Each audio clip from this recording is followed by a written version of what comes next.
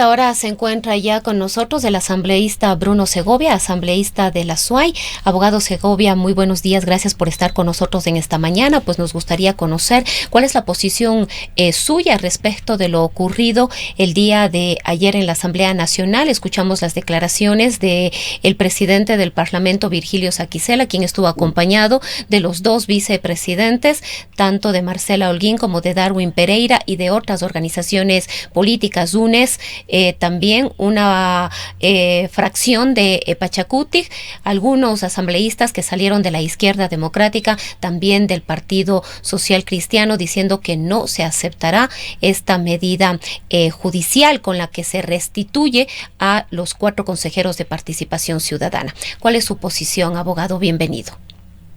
Muy buenos días, gracias por la invitación, un saludo a la ciudadanía. Preocupante porque volvemos nuevamente a lo que pasó meses atrás, con la intromisión grosera de la justicia.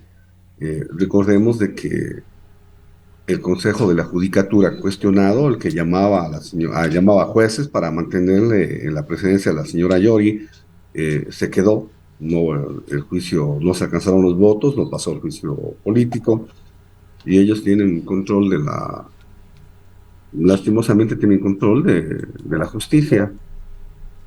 Es una pena que esto se dé. Ahora, asambleísta, ¿usted considera que efectivamente hay una intromisión de la justicia en esta resolución que vía juicio político se destituyó a estos 4 consejeros de participación ciudadana? Ellos han advertido que el juicio político no se desarrolló en el marco del debido proceso, y eso fue lo que les motivó a ellos a solicitar medidas cautelares, y a través de esta solicitud de estos 4 consejeros, efectivamente hay una intervención judicial que deja sin efecto lo actuado por el Pleno de la Asamblea. No, de ninguna manera se respetó el debido proceso, se presentó la petición de juicio, se les notificó, ellos comparecieron, articularon pruebas. Lo que no hubo es un informe. Hay que recordar al país de que se sometió a votación un informe en el que se recomendaba la censura de todos los miembros del Consejo de Participación Ciudadana, De los 7. pero de los 7, pero con los votos de Ana Belén Cordero, alterno de Marco Troya, más UNES y más sociocristianos, votaron en contra del informe. No se aprobó un informe, después quisieron reconsiderar. La ley permite reconsiderar, lo que no permite es presentar un informe por ahí tiempo. Él consideró, y al segundo día que ya precluyó el plazo para entregar el informe, porque son 5 días, se pidió prórroga de 5 días, solicitaron ya después del plazo vencido, pidieron reconsideración para aprobar un informe que ya no se podía, era solamente para disimular nada más. Este es un acuerdo clarísimo entre el gobierno, que coincide. Petrochina también lo aprobaron, esto tampoco aprobaron, solamente hacen lo que vulgarmente se dice un amague, nada más de que están en contradicción, enfrentados, pero a la hora de la hora votan juntos. Eso no pasó, precluyó. Cuando no hay un informe, son las posiciones, y el Pleno de la Asamblea es quien decide si va o no va a juicio. Y tan es así que se sometió a conocimiento del Pleno. El Pleno decidió de que haya el juicio político. Estuvieron quienes, los interpelantes, expusieron los motivos de por qué le llamaban al juicio, demostraron cómo se incumplieron funciones, y se defendieron los miembros del Consejo de Participación Ciudadana. Entonces no hay ninguna violación al debido proceso. Violación al el debido proceso, ¿qué es lo que requiere? Conocer de qué le acusan para saber de qué se defiende. Ellos sabían desde un principio de cuáles eran las razones o cuáles eran los argumentos del incumplimiento de funciones para luego pedir la censura. Se defendieron, el Pleno decidió, votó. Yo no estuve de acuerdo con esto de la división. Se presentaron 2 juicios por separado. En un principio se aceptó eso, luego incluso quien habla reconsideró el voto para que se unifique. Pero ¿qué sucede? El gobierno no vota a favor del informe. Al no haber un informe, deja a discreción del Pleno decidir si se sigue el juicio contra todos o contra los 3 Ahora, o 4 que se dio. Y eso sucedió, si me permite, lastimosamente. No aceptan la responsabilidad que es del gobierno. Ellos votaron en contra del informe. y hay un informe, eso es lo que se dio lastimosamente. Ahora, Van a asambleísta, más proceder. allá de esto, si me permite, Rosana, le saludamos, abogado Segovia. Aquí el punto medular, sustancial, la manzana de la discordia, está en que si la justicia puede o no actuar sobre la asamblea. Las medidas cautelares, estas acciones de protección, ¿tienen o no autoridad los jueces para actuar sobre decisiones de la asamblea, o es que en la asamblea se vive en otra burbuja en la cual los derechos constitucionales no cuentan? No, desde hecho cuentan los derechos funcionales, lo que no debe contar es un uso abusivo de la acción de protección. Buscan jueces en algunas jurisdicciones o cantones fuera de la capital de la Pero ¿quién, República, quién acciones de califica protección. si es abusivo o no el uso de estos jueces? ¿Quién puede calificarlo? ¿Tendrá que recurrirse quizá a... En forma reiterativa han violado la Constitución, la misma posición del presidente del Consejo de Participación Ciudadana, una juez cuestionada de San Sí, Borondón.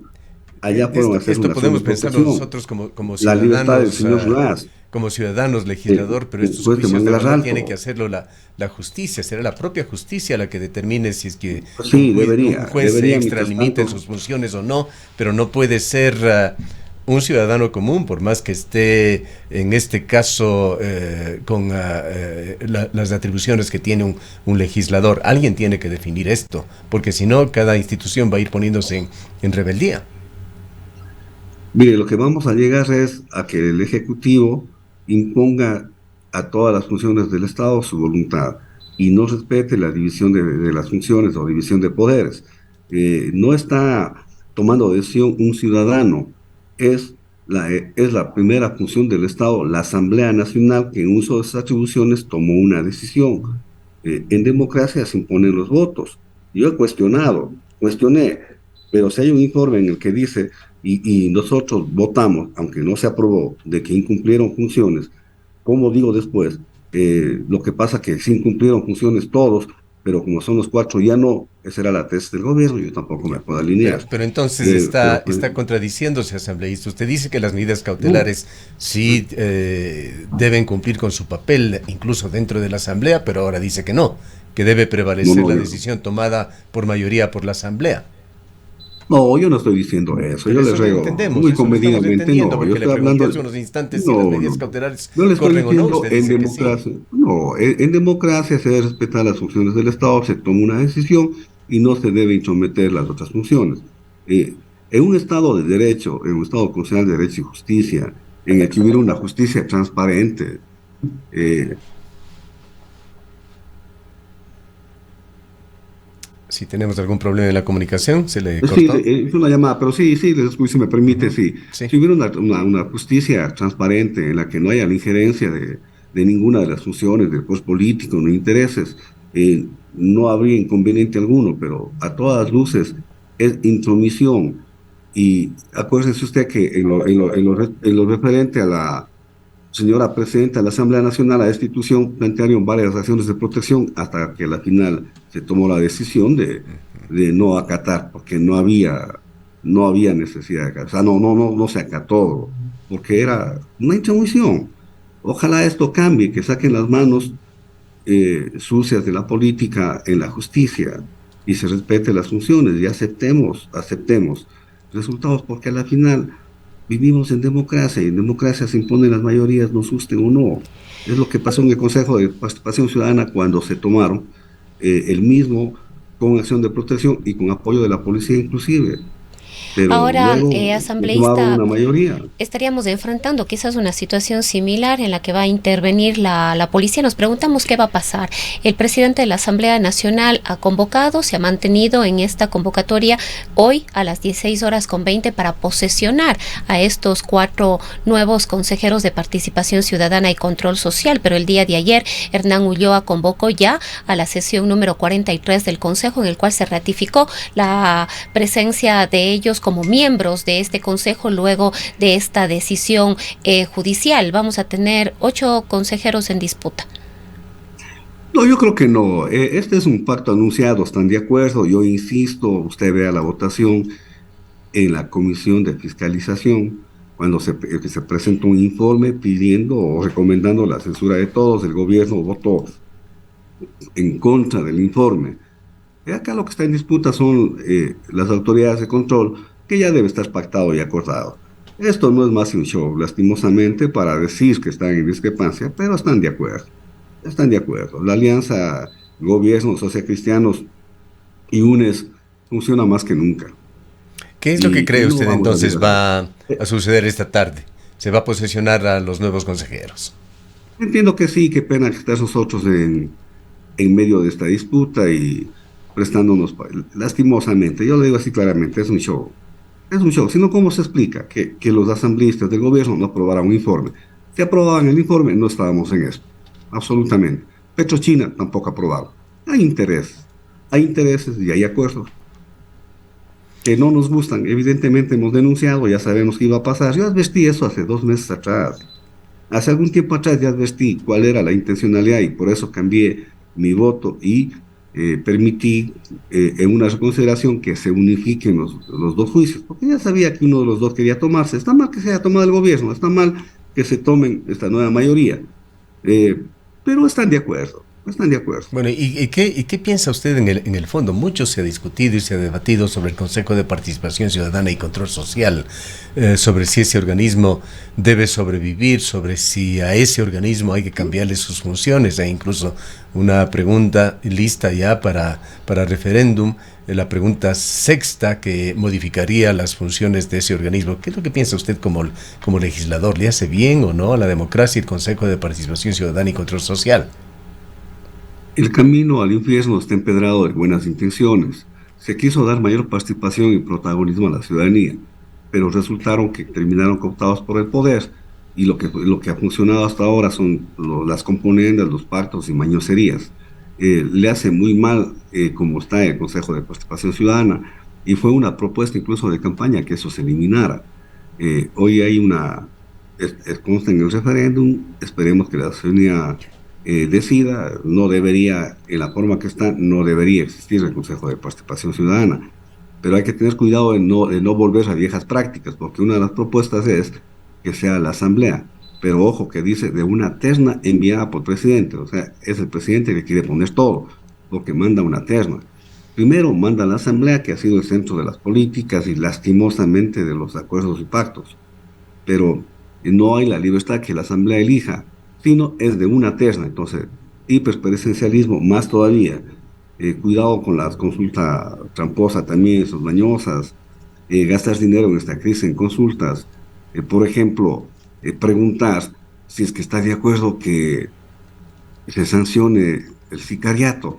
¿Quién en su sano juicio va a estar en contra? ¿Y para qué consulta? Mande un proyecto de ley y evite gastar dinero. Sin embargo, están en este juego de queriendo engañar a la ciudadanía, lavar la imagen que está por los pisos del Ejecutivo. Obviamente la Asamblea, con lo que pasó ayer, peor todavía, solapamos la corrupción y nuevamente protagonista el gobierno. Asambleísta Segovia, pasemos a otro tema relacionado con sus posiciones allí en la Asamblea. ¿Qué está sucediendo durante la ausencia de Fernando Villavicencio con la Comisión de Fiscalización? ¿Están funcionando?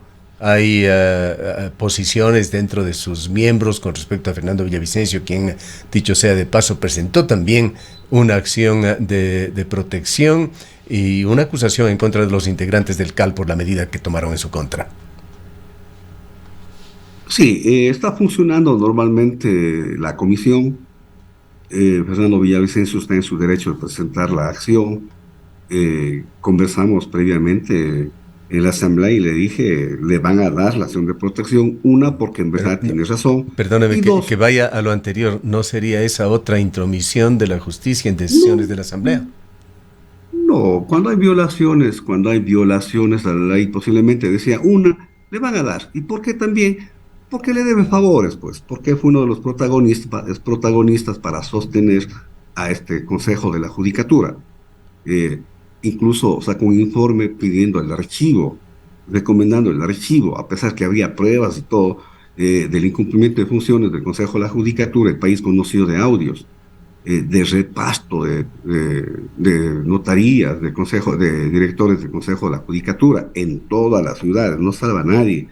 hubo un reparto, y conociendo, incluso me dijo a mí mismo que él sabía, que él conocía que a quién habían entregado. O sea, si el presidente de la comisión no se debe permitir eso.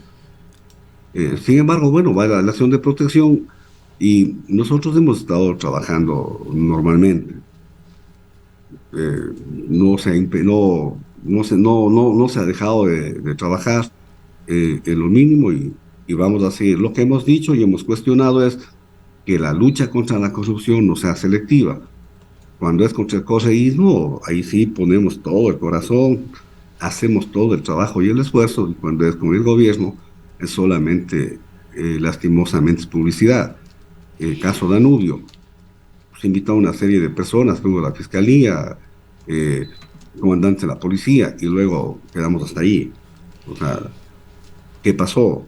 Al principio de la asamblea, cuando recién comenzábamos a funcionar, denunciaba Oro Negro con la participación de Ricardo Vanegas, decía que estaba involucrado, que tenía glosas. ¿Cómo es posible que el presidente de la Comisión de Fiscalización esté armando una comisión con personas cuestionadas, como quien le decía, personas denunciadas por el presidente de la República de pedir dinero, de pedir puestos? Ellos son los que ahora están conformando una comisión para investigar actos de corrupción. Llama la atención y eso le dijimos y lo he dicho públicamente. Eso ha hecho incluso que eh, tome actuaciones negativas que oportunamente voy a dar a conocer. Pero la comisión está trabajando. ¿No? Sí, yo estoy en contra de los abusos, estoy en contra de que obstaculicen el trabajo. He apoyado y he sido una de las personas que más ha apoyado al presidente de la comisión, a Fernando Villavicencio, pero también tengo la libertad de cuestionar cuando no se combata a la corrupción en todos sus niveles, no importa la bandera, no importa el gobierno, no importa los nombres.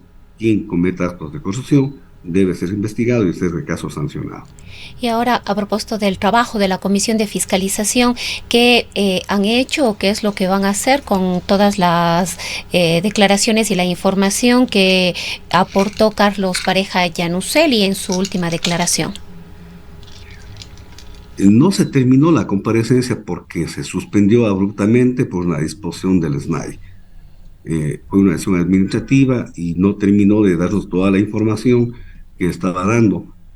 En todo caso, debe haber otra comparecencia, hay que agendar la comparecencia y una vez que termine esa nueva información que nos dio, primero hay que contrastar.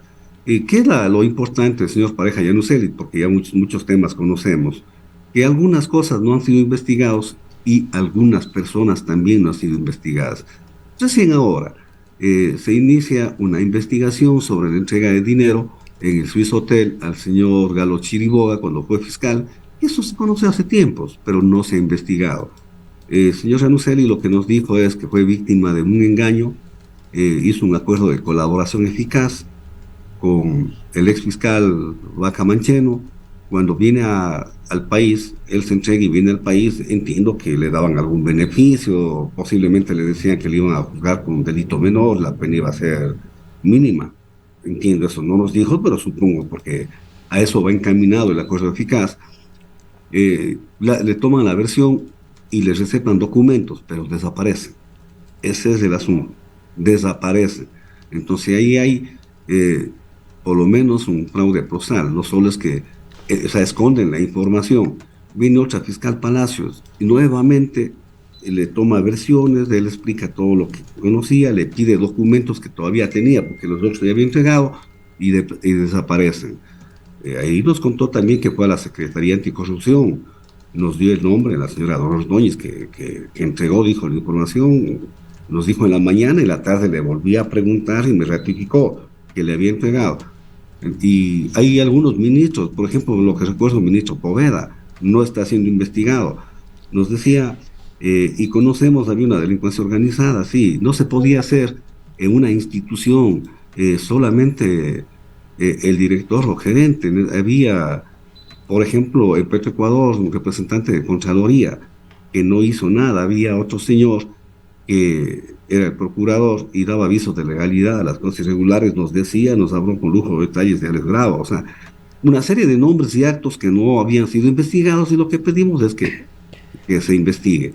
No se le ha dado esta información a la señora Diana Salazar, fueron los otros fiscales, pero ella es fiscal, conoce y está en el expediente y vamos a llamarle también a que nos indique qué ha pasado. Bien, Eso es lo abogado que Segovia, buscamos. vayamos con un tema final.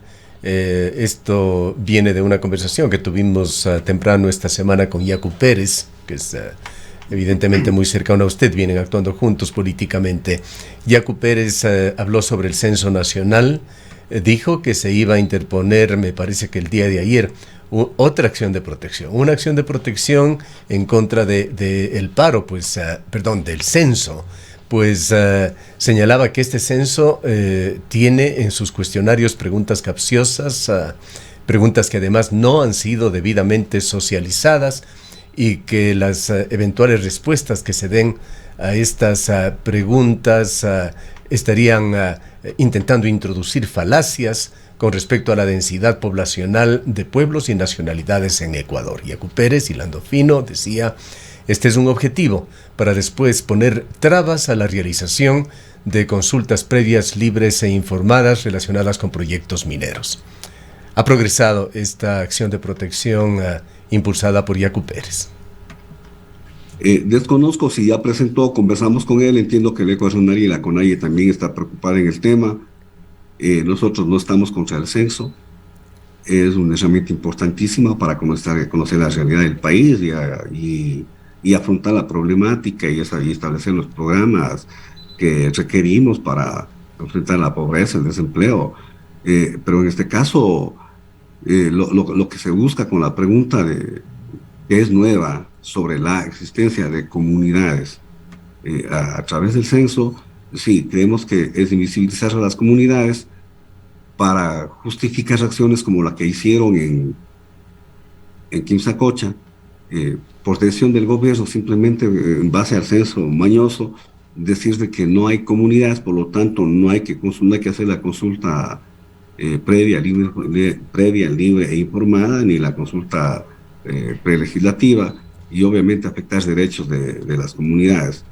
De eso se está presentando la acción de protección, no sé si ya lo hizo, conversamos, comentó que iba a hacerlo, estamos respaldando evidentemente, y la Ecuacionaria y la CONAIE también iban a hacerlo. Hay una preocupación en todo el país en ese sentido, porque las concesiones mineras y el extractivismo están avanzando fuertemente en el país, pero se ha encontrado con un obstáculo que es la oposición de las comunidades y el reclamo de que se respeten sus derechos colectivos. Entonces, ¿qué es lo que dicen? Quieren decir, aquí hay indígenas, aquí hay, sí hay pueblos, pero no hay como, aquí hay indígenas, pero no hay comunidades. Como el censo dice que no hay comunidades, así haya indígenas o la mayoría de la población sea indígena, no es necesario la consulta. Hacia allá va encaminado, es una consulta tramposa que tiene el interés de conculcar los derechos colectivos y eso se está reclamando. ¿Usted coincide con esas visiones que se han dado desde las organizaciones indígenas, que también la sostiene Yacu Pérez, que entrarían dentro de esas visiones o teorías conspirativistas? Plenamente, o sea, hay la intencionalidad de invisibilizar.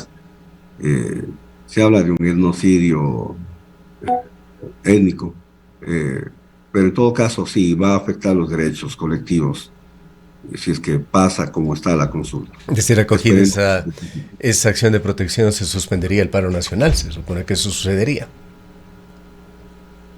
Desconozco cómo estén, o sea, nosotros no estamos vinculados de momento con las decisiones de la CONAI y el Ecuacionario, pero me imagino que sí, porque esa es la preocupación. Si es que hay atención a esa preocupación, no habría razón de ser el paro, no sé si hay otras motivaciones más, en verdad desconozco ya en detalles, pero apoyamos la posición de pueblos nacionalidades en el sentido de exigir respeto a sus derechos colectivos. Nada más, esto es la Constitución y tratados internacionales.